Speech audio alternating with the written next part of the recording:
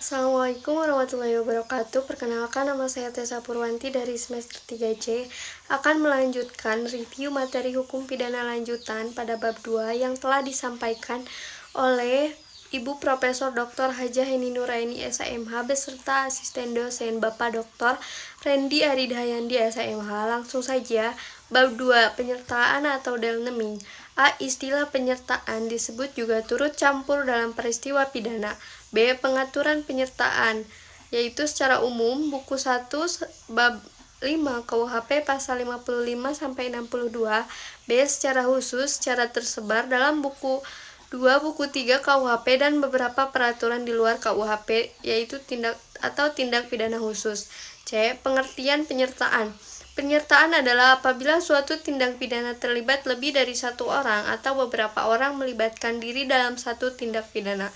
D. Bentuk-bentuk penyertaan. Yang pertama, Jichtigheidpleging atau pleger yang melakukan. 2. Jichtigheidpleging yang menyuruh melakukan. 3.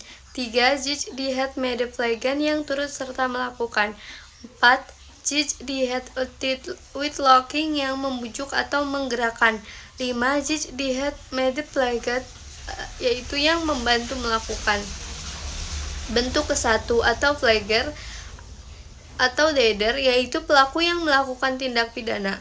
Dalam hal ini dapat dikategorikan sebagai pelaku tunggal atau dapat juga sebagai pelaku jamak. Atas dasar itu ada dua pandangan.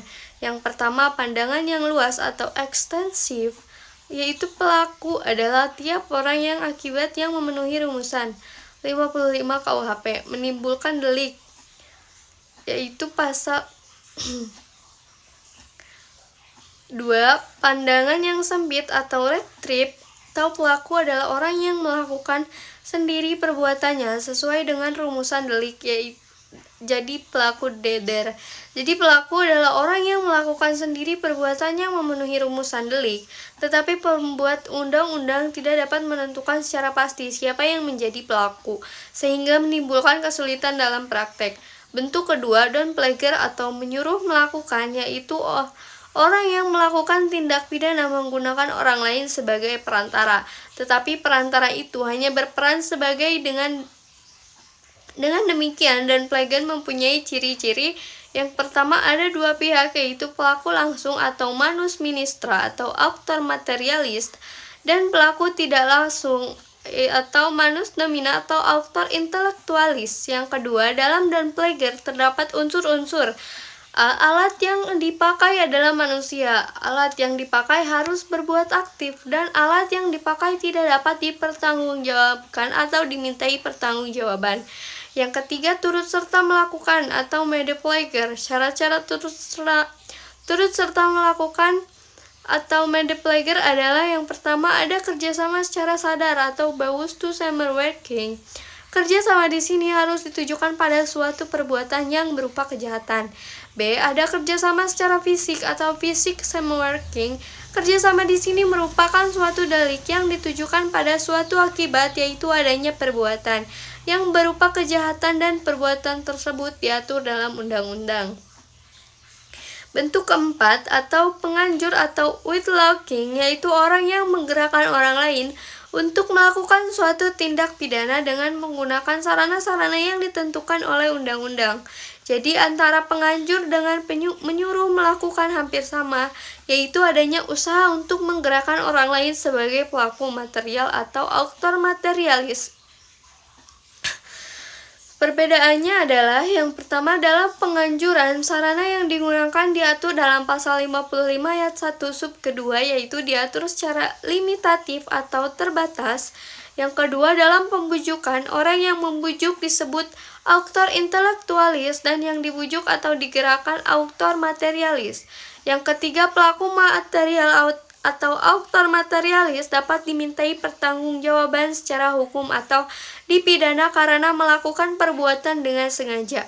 Bentuk kelima atau medeplectic atau pembantuan diatur dalam pasal 56 KUHP, yaitu ada dua bentuk. Yang pertama, pada saat kejahatan dilakukan. Dalam hal ini tidak ditentukan bentuknya secara limitatif dalam undang-undang.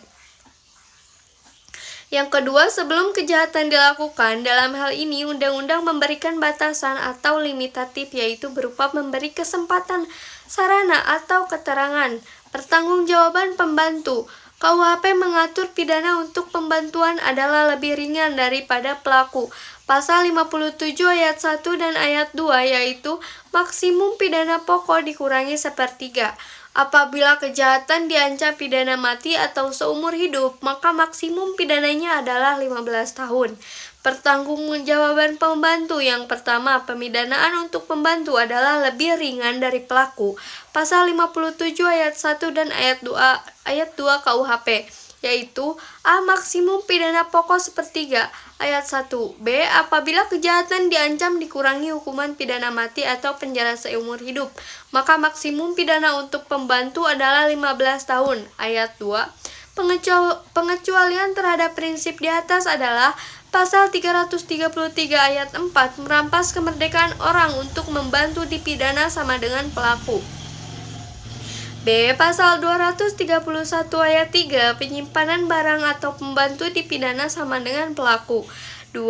Pidana tambahan untuk pembantu sama dengan pelaku. Pasal 57 ayat 3. Dalam pertanggungjawaban pembantu, KUHP menganut sistem tidak tergantung pada pertanggungjawaban pelaku. Pasal 57 ayat 4.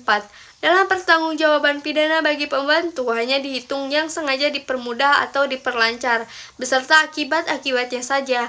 Pasal 58 KUHP mengatur mengenai kualitas pribadi yang dapat menghapuskan, mengurungkan, atau memberatkan pengenaan pidana bagi pelaku tindak pidana.